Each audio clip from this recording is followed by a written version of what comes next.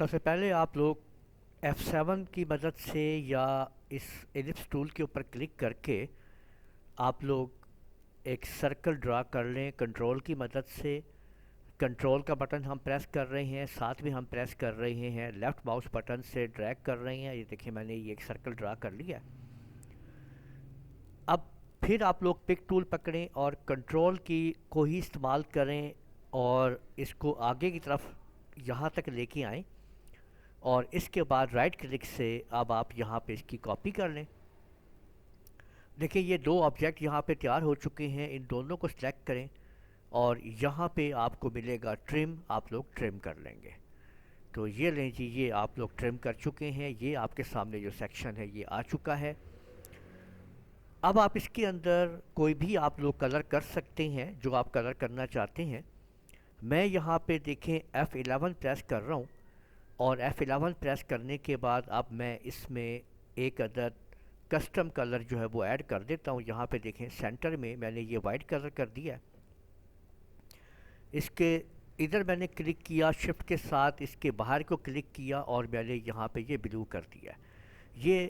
یہ جو آپ اس کا سینٹر دیکھ رہے ہیں، یہاں پہ ایک اس کو تھوڑا سا باہر کر دیا میں نے، اور یہاں بھی کلک کر کے تھوڑا سا میں نے باہر کر دیا۔ تو یہاں پہ دیکھیں میں نے اس طرح سے اس کی لائٹ باہر نکال لی ہے، اور جیسے ہی میں نے اوکے پریس کیا ہے اب آپ لوگ اس کی یہاں سے آؤٹ لائن ختم کر دیں۔ یہ آپ نے دیکھا ہے کہ یہ اس کی آؤٹ لائن جو ہے یہ ہم نے ختم کر دی ہے۔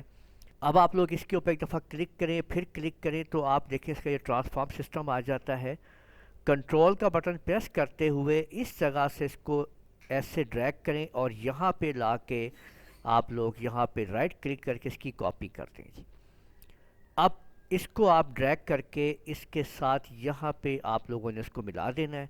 ان دونوں کو آپ نے سلیکٹ کرنا ہے، پھر آپ نے ان کو پھر یہاں سے دوبارہ کلک کرنا ہے، اور پھر آپ نے اس کو اس طرح سے آپ نے پھر ڈریگ کر دینا ہے، اتنا یہاں پہ آپ دیکھیں اس جگہ تک، ٹھیک ہے، اور رائٹ کلک کر کے پھر کاپی کر لینی ہے، اور اس کو اب آپ نے اس جگہ پہ لا کے اس طرح سے آپ نے اس کو ملا دینا ہے۔ یہ آپ دیکھ سکتے ہیں کہ جب یہ سارے پوائنٹس مل جائیں گے تو ایک خوبصورت سا 3D لوگو آپ لوگوں کے سامنے موجود ہوگا اس طریقے سے، ٹھیک ہے۔ تو آپ اس کو کوئی بھی آپ کلر دے سکتے ہیں اور اس کی ایڈجسٹمنٹ کر سکتے ہیں۔ تو امید ہے آپ لوگوں کو سمجھ آ گیا ہوگا کہ آپ نے کیسے اس 3D لوگو کو بنانا ہے۔ اس ویڈیو کو آپ لوگ لائک کیجئے، شیئر کیجئے، کمنٹ کرنا نہ بھولیے گا، اور اگر آپ لوگوں نے ابھی تک میرا چینل سبسکرائب کر لیجئے، ساتھ بیل آئیکن کو بھی کلک کر لیا کریں تاکہ آپ لوگوں کو آنے والی میری تمام ویڈیوز بر وقت مل سکیں۔ اجازت دیجیے گا، اللہ حافظ۔